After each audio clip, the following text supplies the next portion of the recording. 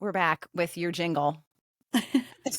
I need to figure out a consistent jingle. I'm not really a consistent jingler.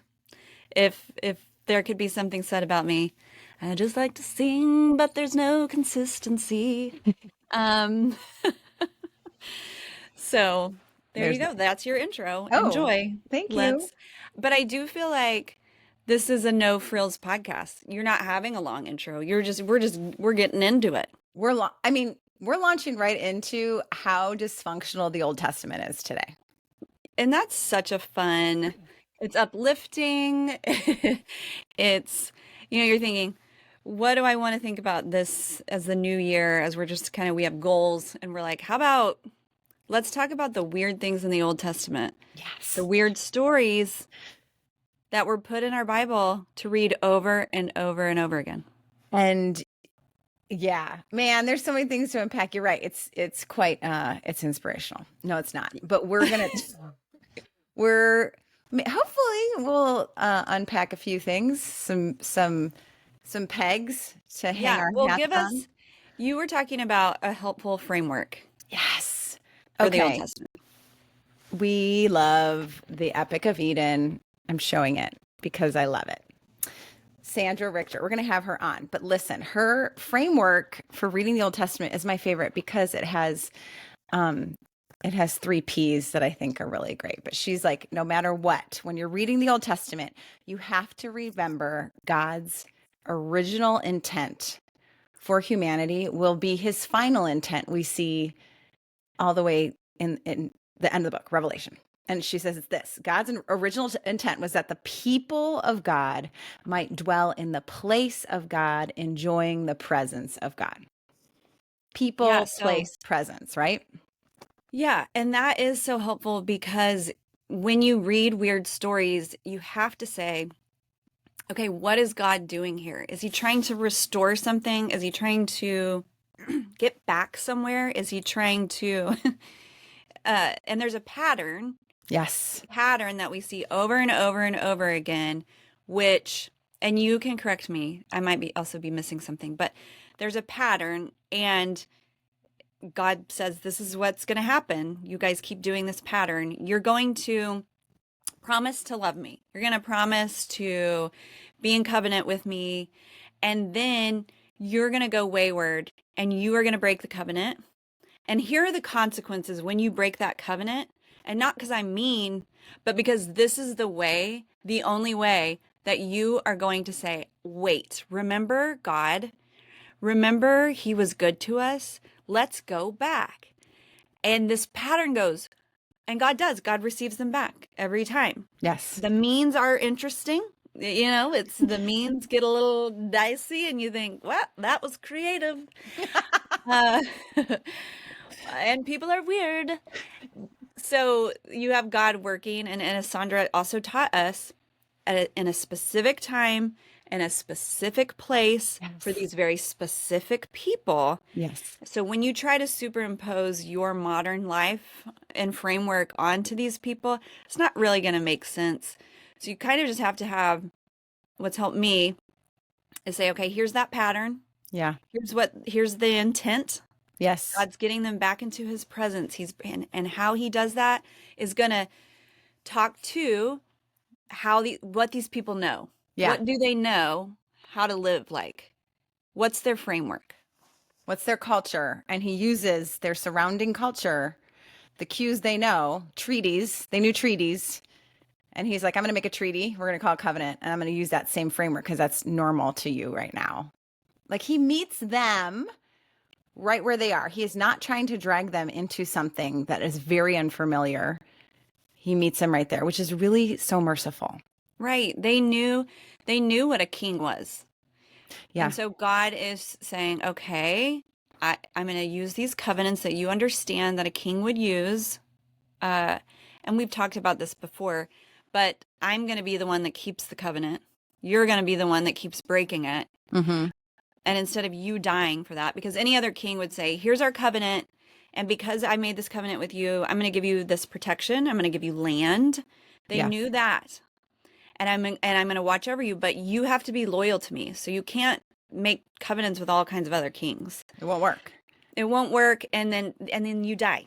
Like if you may, and we kill you. Like Yeah, there's that. They kill you. that kings were serious. It was kings and covenants were serious business, but that framework they would have totally Yes. understood, and they would have understood land and conquering land and what inheritance and like that's all wrapped up in this familial. What is a father? What is Yeah. a father supposed to do? What's a son's responsibility? Mm-hmm. And how do they take care of their people? It's all wrapped up in this culture that they would have understood. And so that's why in real estate it's location, location, location. Yeah. And in reading the Bible, it's context, context, context. Go, Dr. Joey. Yeah. Let's go. Yes, Joey. And so that has to be our framework. Otherwise, you get into the Old Testament and you are looking around like, I'm, and this is what I did. I'm being, this is a true story. I don't understand what's happening here. And even though Saint Beth Moore Ugh, helped us mama. understand, Yeah. tabernacle and stuff, she Mhm. was getting into it, but I didn't have the whole framework. I Totally. did not have top view, Yep. which is amazing because they didn't have top view. They were living in it Yeah. and just recording it, and then Leah did this and you're like, "God, that's shady. It's real shady." Knock it off. Rachel, It's weird. Leah, Jacob. Um but once you understand that, I have so much more compassion and empathy, and I can think, okay, I can see why you did that weird thing. Like the people, I can see what made you do that. Yes. And yes. And so within this framework, which is God's mercy, like he's like, this is my intent. And then everything unravels and you have dysfunction after dysfunction. But God always incrementally, mercifully moves redemptive history one step at a time through their dysfunction. And it's a long game, and it's like a process. It takes time. Tell your rock. You had like a rock climbing. Yes. Well, I stole it from Sandra, whatever. She's Yeah, amazing. we're just basically Sandra's mouthpiece. This is all we're doing.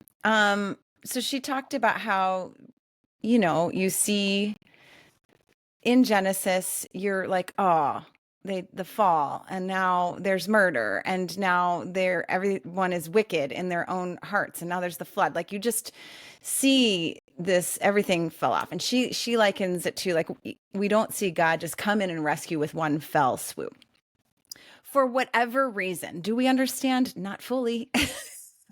But she talks about it's like this: if a rock climber were climbing and falls from a great height, and he's down in a ravine, the rescue plan for this rock climber is like several phases. Because when they start the rescue, maybe he's unconscious. And so now they start by, like a repeller has to come all the way down. And then they have a neck brace and they do that. And then they strap his body to a board. And now it's the process of getting him safely, gingerly back out of this hole so that he's not damaged, like slowly, carefully to repair. And then they wait for like emergency airlift to come get him. And we haven't even got to the hospital yet. But like all of these steps are so necessary so that less damage is done on the way to rescue. And that's the way she likens like the redemptive historic rescue of God after the great fall for us, which just helps us. We might not like it, but that's not our job to decide if we like it or not. It's just to understand, like, oh, we see God's slow, incremental, step by step, which actually, when I think about my life, if it seems like God is moving slowly, I'm like, well, this is who he is. This is what he does. And it might be merciful. Well, and I also think there's something about that talks to how God is not coercive. So he could just make you behave. He could just Mm. make everything, snap his fingers and make everything right. But he's so intent on the people coming back to him, and he meets them in their dysfunction, but he's not going to coerce you or Yeah. them to make them do something that they don't want to do, because you see the people every time in our pattern, they have to realize how far they've gone away from God. They have to Yeah. remember, covenant. We made this covenant, and when we were living right in this covenant, things went well for us. Yeah. There wasn't like famine. There wasn't, God gives lots of different consequences, but it's very physical, because at the time, that is just, they lived in a very physical world. It wasn't like Very right now we live agrarian. in a time of information and psychological, we're so enlightened. And I think he's meeting them with very physical consequences, Yeah. because this is what the people know, and this is how they come back to him. And sometimes in our lives are not linear. Yeah. It's a wild, swirly twirly ride. And I can tell you the times that I have been the most uncomfortable, uh, the most, I would say, when my suffering was at its height, that I would turn to God and say, you are it. I mean, there's just no other way through. Hmm. I don't think that's changed about the human condition at all. The means are perhaps different. Yes. And I think you touched on something like when there's a great fall, when there's suffering, when you're in a ravine or a valley, the ability to raise your hand and to say, I need help, God, like you're it. Um, when we're in such a state of brokenness, it's tender of him to move slowly. Mm. Right. If you would have yanked that guy out of the hole after he fell from the rock climb, you would have done Greater more damage. damage, uh, because that's not what he needed. He's like, Like you, you have to rebuild the relationship. You have to rebuild that. And as we know, as you know, in any relationship that is broken, the rebuilding, it's the slow rebuilding is what matters because you're putting in that time, you're building that relationship, you're getting your trust back. yeah. Yeah. I mean, yes, look at my marriage story. Yes. Infidelity, talk about a great covenant breaking. Yeah. And in the time that that happened, I did not need, and nor did NATO need, somebody to come in and yank us. And people tried to, and it just hurt even more, yank us out of our suffering or sadness because um, they were uncomfortable with it, or and so yanking happens by them saying, once a cheater, always a cheater, Mm. or uh maybe you weren't having enough sex or some, just people saying the weirdest things, it just yanking you around and you're just so tender, Mm-hmm. and it's not what you needed. You needed someone, I needed someone to sit with me, Yeah. to and talk about NATO, who broke the covenant.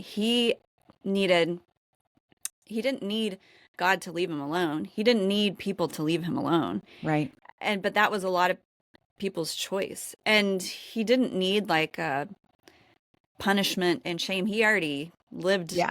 Did that that. Yeah. every day. But what he needed was someone presence, someone to sit with him, someone to walk with him, someone to Mm-hmm. walk with him out of the hole. Mm-hmm. Um, and we love that Brene video, Yes. the empathy, So good. where it's like, I don't remember the characters. It was like It's a bear. yes, It's the like this. bear, and then is it a moose or something? What's the Yeah. one that, I don't know, some kind of hooved creature, like looks in the hole and is like, oh, sucks. How'd you get in there? Well, it sucks for you, and but empathy and someone entering into Yes. your Climbs pain. And I down. think that is that not the Old Testament? I mean, literally, that's why I love this analogy that she gave us, that the great fall down into this ravine after God built this beautiful, full of potential garden. And they fell from it. They chose poorly. And now this plan is, yeah, tender, calling us back into his presence as his people, into a place. And he slowly is building a place and a whole way of being. Yes, that is the Old Testament, God climbing down with this great rescue plan. That, by the way, he could have been like, well, I'm done. That didn't work. And you guys are losers who Like, you're not getting it, and it's almost, you do have the bird's eye view, but it's almost like comical, and you know what's yeah. coming, and you're like, don't do it, don't do it, don't do it. You did And then it. they do it. You did it. Yeah, always. I'm like, Abraham, why do you keep saying she's your sister? Knock it up. Weird. You did it again. And Not once, but twice. and that's only the 2 times recorded. You're right. It must have worked for him because he's like, I found it. We siblings. Yeah, I don't like her. We just same mom, dad, This maybe. this beautiful lady. Oh, gross. You should marry her. Sarah was like, okay, why do we Well, keep doing this? it's I kind of have some compassion. Abe makes me mad, but that there is something that people had to do, the scheming, Yeah, because your life depends on it. I So know. we act like you're such a loser, but in the moment, their lives depended on it. Yes. Like you think you're gonna die? Is my sister. I'd do it. I'd be like, yeah, Nato, that crazy bro. Brother. Russell, punch you in your face. I know you guys can't see what I'm doing, but it's not beautiful. It's fantastic. Yeah, but you have some kind of a little bit of compassion to where their lives depended on it. And so when you look at Rachel and Leah and Jacob, if you Yeah. read that story, that's a made for TV movie. That's a 2020 It's wild. special.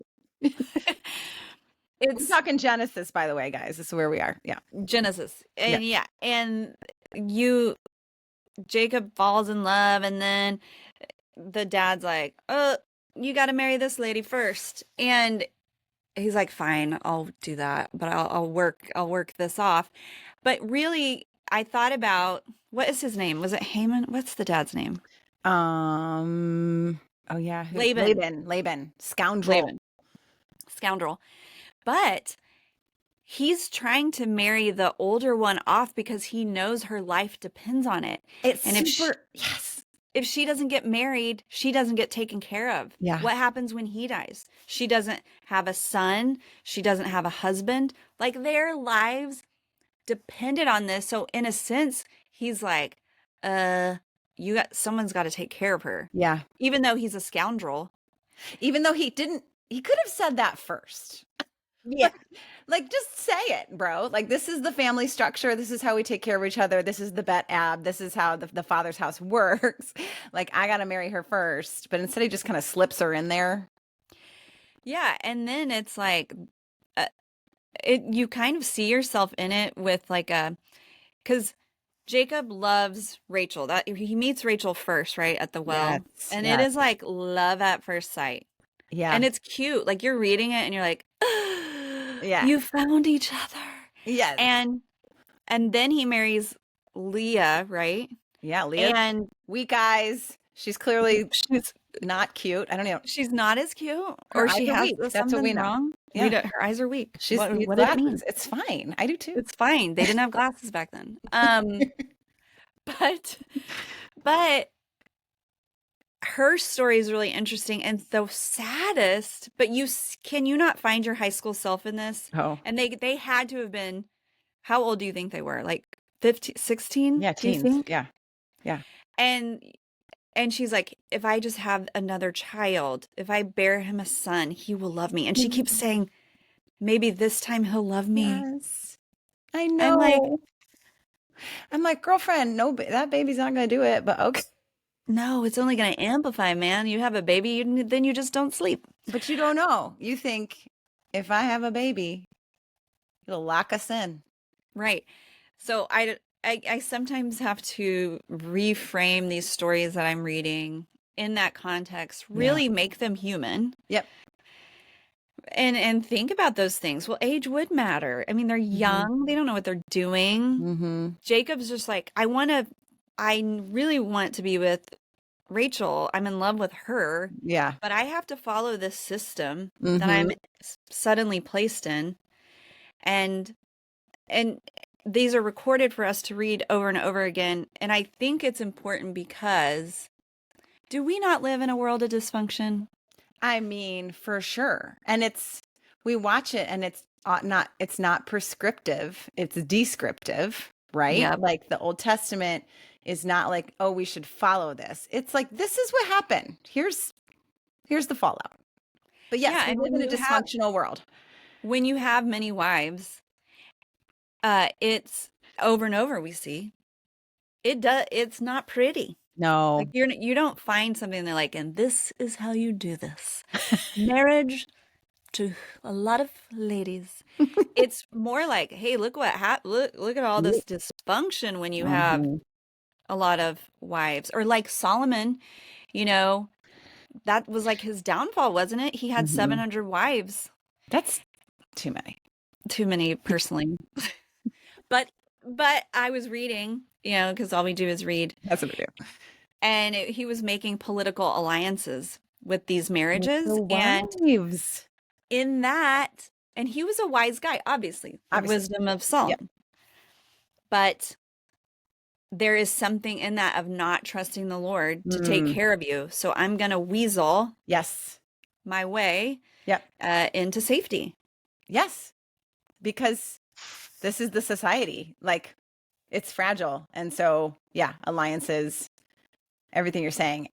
And yet, what you just said comes back to like this framework of a covenant with God, who's like, you can trust me. I want to offer you protection. Like, the number one thing I want to do is be your Ezer, your help, your rescuing ally. But you don't trust me, which literally is the story of humanity. Like, that's what happened in the garden. They did not Yeah. trust God and his word and the way he set things up. They're like, I think this actually looks like delicious. And do we get wisdom? Sounds good. Yeah. And it from there, like, our trust button seems a little bit broken. And God is like, I would like to restore that through covenant. And the gift of his covenant is like, even when you're going to break it because your trust button seems shaky, I will pay for whatever consequences. Like, Yeah. I mean, there's something like the trust button is broken and then the scheming button is turned on. yeah. And like we continue to scheme Yeah. to get our way or to build in safety in our life or to, not be obedient, because sometimes being obedient, like, so in my marriage, I never, like, when I tell people my story, I say the same thing. This is not prescriptive. I am describing my experience. So Yes. that doesn't mean you should stay in that relationship. And Right. I've gotten in plenty of trouble for saying that. I don't think everyone has to stay in a relationship unless Right. there's like Right. repentance, reconciliation, All the hard work. willingness, the whole thing. And if there's not that, the door is put there. I didn't want the door there. I didn't put the Yeah. door there. I didn't build the door, like, but it's there. Yeah. And I'm trying to describe an experience where I needed to be obedient. God said, "Hey, if you just trust me on this, it's going to be real messy in between." Have I told you this? I got like like a dream, which people are like, "Well, better turn the podcast off." But No, I'm like, turn it up. Come on. like like where I was sucked up out of this, it would, like those mazes, like old English garden mazes, Yeah. Yeah. and you can't see when you're in it because the bushes are like so tall. So high. So high. I got sucked up with a bird's eye view, and I could see at the beginning was like mud, ugly, dirt, dry, like kind of like fall turning into winter where you're like, it's actually ugly. I was enjoying the changing of the colors, and then this now Uh-uh. we're in like ugliness and it's cold. Yeah. And that was the beginning. But then through the maze, at the end was like a lush garden. Come And on. God was like, if you just trust me and you are obedient in forgiveness, and it doesn't depend on your husband. So it's going to be me and you. It's going to be Come me and on. you doing this together. Because I told God when he said, I want you to forgive your husband because you are like your husband, I was like, what? Rude? That's not nice. Because I didn't do it. And I am Right. an atheist Christian for Jesus. Um, and so I said, well, I don't, this is me wrestling with God. Like, was it Jacob that wrestled? Who Oh, he wrestled? wrestled. He wrestled. Yeah. And this is my wrestling. And where I said, well, I don't want to forgive him. I'm actually kind of mad. Yeah. So if Hello. you want me to forgive, then you will do the work. Make me, help me. Like Bake I me. was, so people are like, you're so good and great because you forgave your husband. I'm like, oh, I'm ratchet.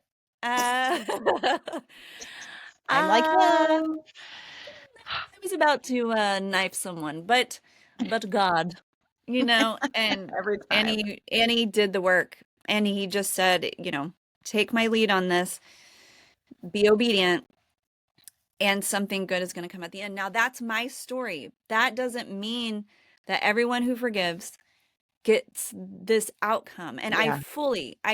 I don't know if people believe me. I fully believe that if I had gotten a divorce, God would have taken care of me, Yeah. and there would have been some other kind of working out for my good, some other kind of redemption for me, Yes. Yes. Come on. whether it's finding love again or whether it's being perfectly happy being single and using my singleness for God. I firmly believe that I would have been content, and not even content, but like joyfully living Mm. in whatever it was. Would it have taken me a while? Maybe. But would I have adopted many animals and gotten a llama? Yes. Would I have started a duck farm? Indeed. I would have found happiness. We went off. No, this is my favorite. You guys, we prayed before the podcast. I was praying this morning, like, God, would you use it? And I love the way you are relating the God of rescue in the Old Testament to how you have experienced him through the wreckage of your marriage and a covenant broken. Jamie, it's like so good and amazing. Also, this is her book. This must be the place. Please go get it. So good and funny and wonderful. But this is what you just described. Like you counted on God to be your provider no matter what. Also, that dream is so gracious of him to He be did like, not have to do that. he did not, but he gave you something to hang on to. Well, and that is what God does. Like you see that in the Old Testament all the time, where God gives people because they don't Yes. quite understand. Yes. And so you have Abraham, and God says, okay, look at the stars. I mean, isn't that so tender of him? Like, Oh, he gives us visuals. He knows how we work. And I'm a creative. I yeah. need the show me. Tactile. Yeah. I got to see this thing. Yep. And not because I'm special. I think it's almost the opposite. Right. God's, God's like, all right, she's not just gonna take me You at my said word. We'll do a little, neurodivergent. Here we are. we'll give her a little brain candy, and but he shows up for people how they need and how they learn. He knows their learning styles, and he knows what speaks to them, and so you see that over and over again with our Old Testament people. When God meets them, it's like these people are going to need this visual. Okay, pillar of fire at night. Oh, Like how they need a tactile visual experience. And they can't see me because I'm God. I'll just burn everyone up with my amazingness. So how about this pillar of fire? instead, close. I mean, I'm so struck. I am writing an exegetical essay on Mm, Abraham. And teach like you us. do, 10 sources. Here we go, friends. But Teach us. here's what you just said, like when he in Genesis 12, when God says to Abraham, "Hey, I want you to go. I'm going to make your name great. You're going to be a blessing. People will be blessed through you." This promise, and Abraham's like a very stunning statement is like, so Abraham went, like he just Yeah. went.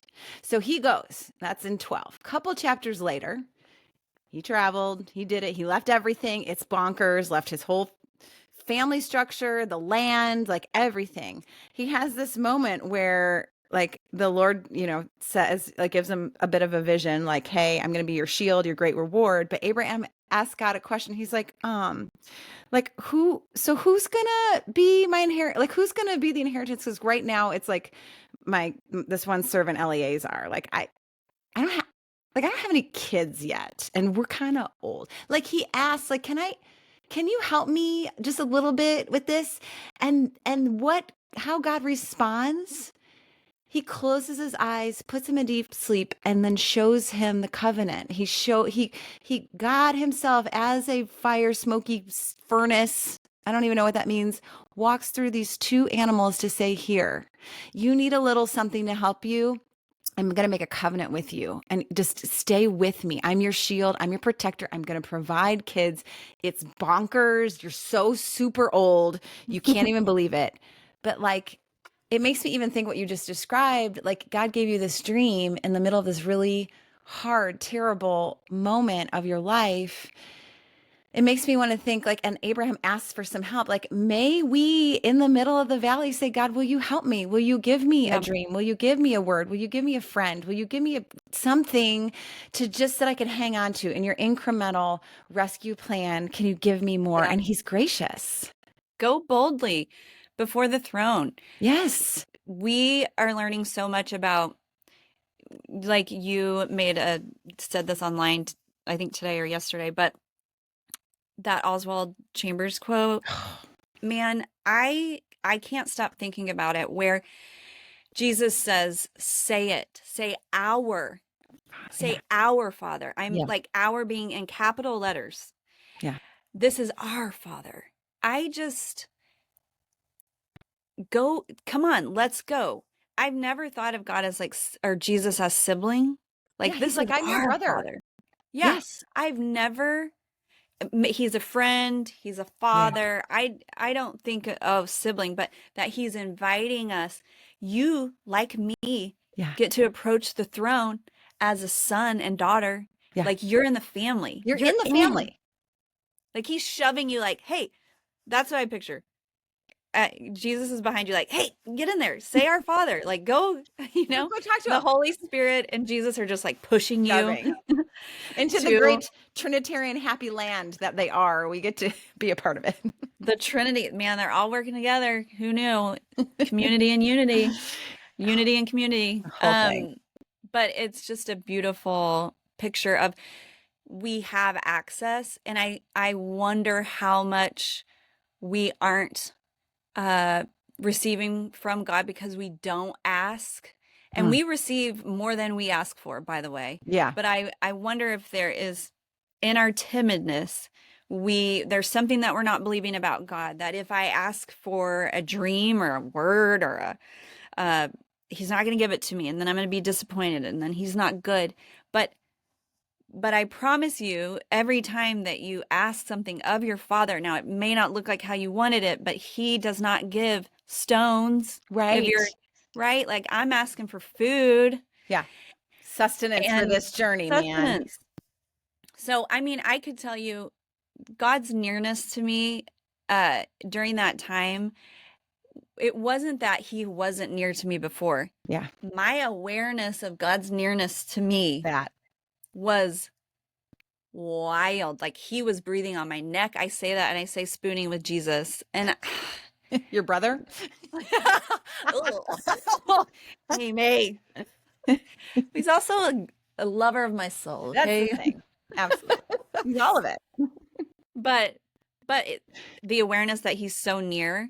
And I'm telling you, there was also one time, guys, well, gather around to the campfire of weird stories that I have to tell you, but It's my favorite. I was so desperate. I mean, I was so desperate to hear from God. I mean, I was am I in this thing? Do I need to stay in this thing? This is when me and Nato aren't talking because I was like, go have it. Go on. Have Mm. your sin.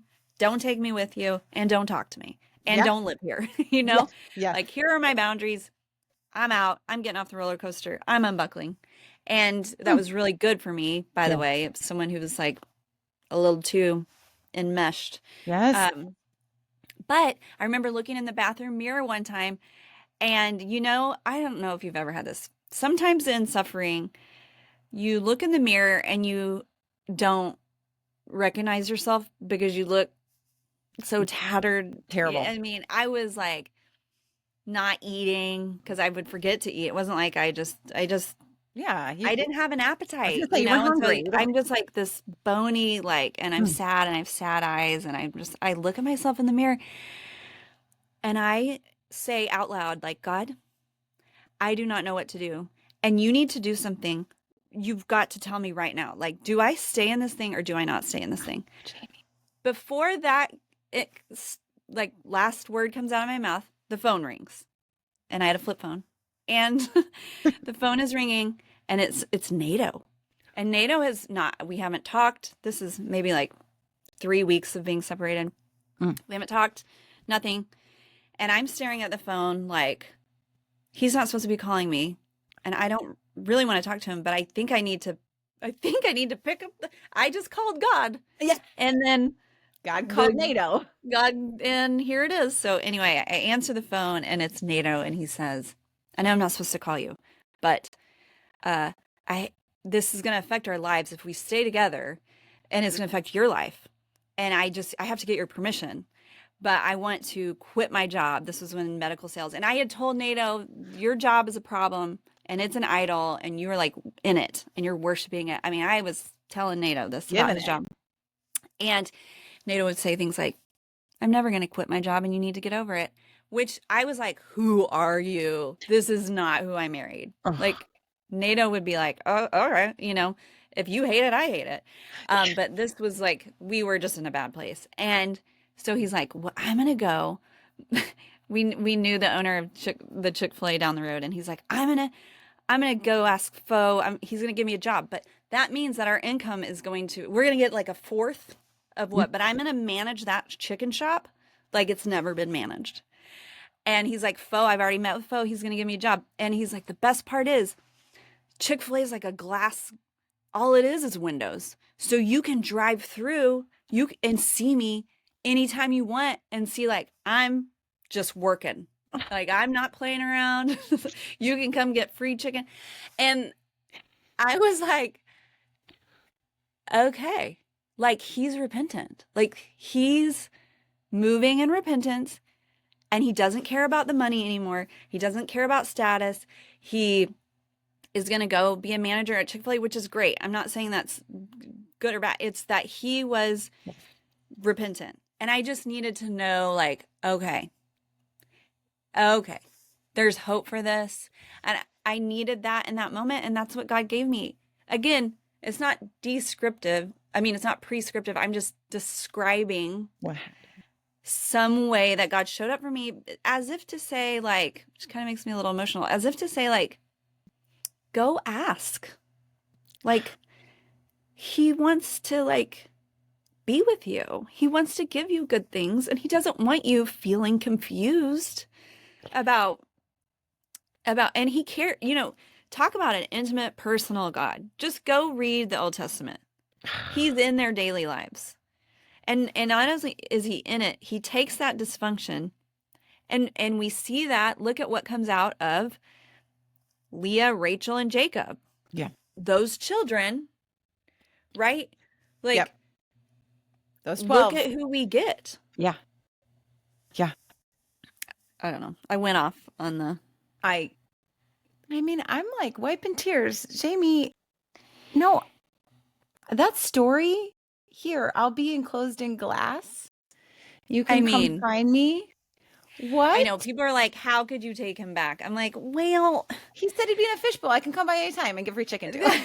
I mean, he's like the most endearing. And the thing about NATO is, and his friends say this too, like, because our best friends So Nato is best friends with a guy and I'm best friends with a girl. Like that's Okay. rare that you would have Yeah. like best friend couple. It's Yeah. very rare. Super. And but so me and Lindsay and then Matthew and Nato, Yeah.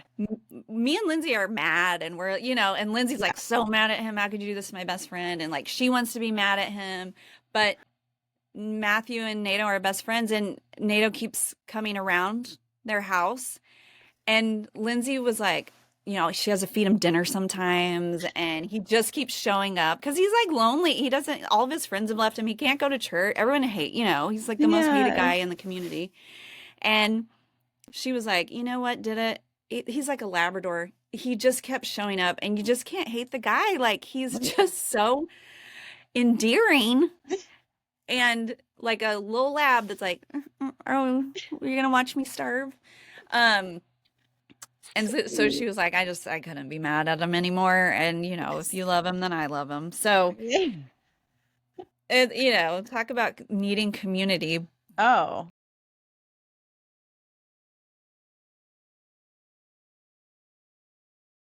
Yes. Yes. Yes.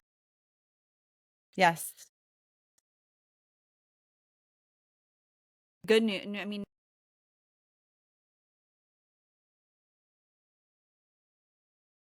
Why does it say you stopped recording?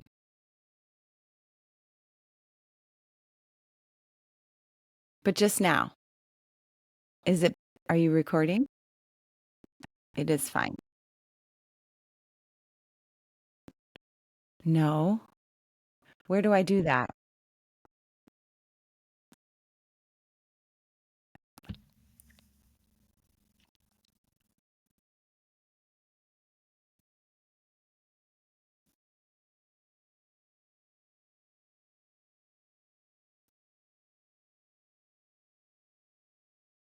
Okay, you're I'm back. We're back, back. but does mine started over? So my time is at like 9 seconds. Do you have a longer time? But mine's still going. It says 42. Perfect. We'll just edit that part out. Daryl? Yeah. And I think it literally, he's going to help us. I think that it was just then. Like, I think it was the Okay. whole time Okay. because I know so much about this platform. I don't know where we are at, but it's a good place to stop. No, you were saying like repentance, when you see it. Yeah, I can't explain it except that repentance looks like repentance. It's just very clear. You don't have to Yep. wonder. People ask me, I Yep. don't know if my husband is repentant, then he probably isn't. Right. If you can't be like that. If it's not like proactive, if it's not like this, if you're dragging him along or vice versa, repentance really looks and smells and it just, there's no way to pretend. Yeah. So a real life story of covenant breaking It's my, and covenant yes. and then covenant keeping. And Nato would say, and this is not to my credit at all. I'm not saying this as a like humble. Nato would say that me taking him back preached the gospel to him in a way that he had not experienced God, and that he came back to God because the way that God moved in my heart for me to forgive him, then he was like, I need that. I want more of that. Not to say he wasn't a Christian before, but he needed to come back. Come on. Come back to the good news, come back to freedom, come back to Jesus. And that was a turning point for him. Again, let's remind ourselves that I am a ratchet Texan, that my dad's an attorney. And I was gonna mess some things up, mess around and find out. I'm gonna take your money. Yep. And your kids. I mean, I said that to him, but let's think about that. And then me saying, well, then you do the work, God. If you want me to forgive, then you do the work. And God did, and that was the avenue that I experienced the gospel the most, me recognizing myself in my husband, that I go wayward every day. And then yeah, him coming back and he gets the gospel. And we both through our suffering experienced the gospel in our bones, like the tendrils getting in every part of our being, and that only happened through suffering. It only happened through suffering.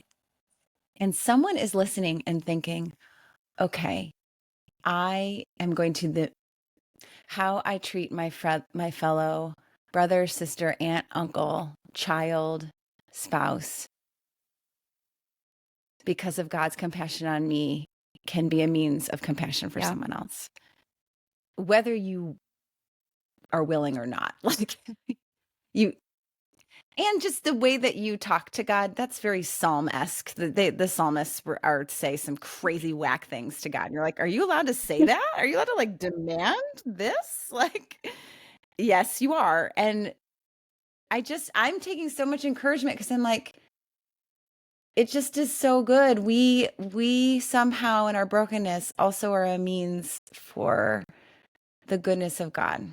Yeah.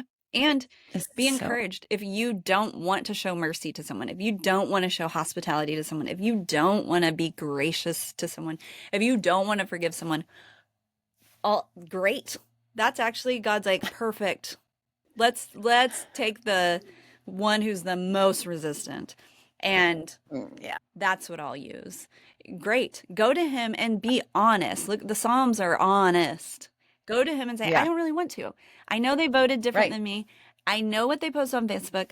I know how they were at the holidays, and I don't really want to. And just see Yeah. what God does. Just see what God does. Right. That's a good word. Okay, we started by talking about the Old Testament dysfunction, and then we moved into our own dysfunction, and it's fine. It's fine. Everything's fine. But it's so good. This might be one of my favorites because it's like never have I been able to see the Old Testament covenant broken and repaired and woven through than your story right now. Like the way that you just took us through. It's like, I mean, I know it, but it's just what a gift. What a gift you Well, I have am a given gift us. to the earth. But with that said, I love that at the beginning of this podcast, Amy and I are texting and we're like, what are we talking about? Do we know anything? Like, We know nothing. we know nothing. And then we're Why like, are we podcast? my sweet Enneagram 3, Amy, because I'm a 7 and I love a cancellation. I want to, if I can cancel it, I'm going to do it. And Amy's like, okay, see you. We're going to do it. And I'm like, but what are we? And she's so good to be like, we're going to record. We're going to get on there and record. And in our weakness, like, I loved this episode. This was sweet. It's sweet. And we are a bunch of yahoos who don't do tech. So it's working. God is kind. Hence our outro. And that is the end. The podcast is over. And love y'all. Bye. See you later. This was my favorite. I did not see that coming. I loved it too. No. And I really was like, Lord, what are we doing? Like, please, like I literally was making my bed behind me because that's where I podcast. And I was like, can you do something beautiful? I literally was like, can you make it? He's so good. I even at the beginning when we are talking, in my head, I'm like, what are we going to say? Come out. And then I'm having to remember, I'm like, is it Leah? Okay. Who was it? Who was first? I'm like, I could have prepared. But alas. But then we had all kinds. You saw it. We both had like burp, burp, burp, burp, burp things, and it was so good. That's good. We did it. I'm just proud of us for we have no business doing a podcast, but in this season, we have no business. No. But it's working. But it's good. We're doing it. All right. Love you. I'm going to go to lunch. Do it. Okay. Do you have to do something about uploading or whatever? If I stop it, I stop.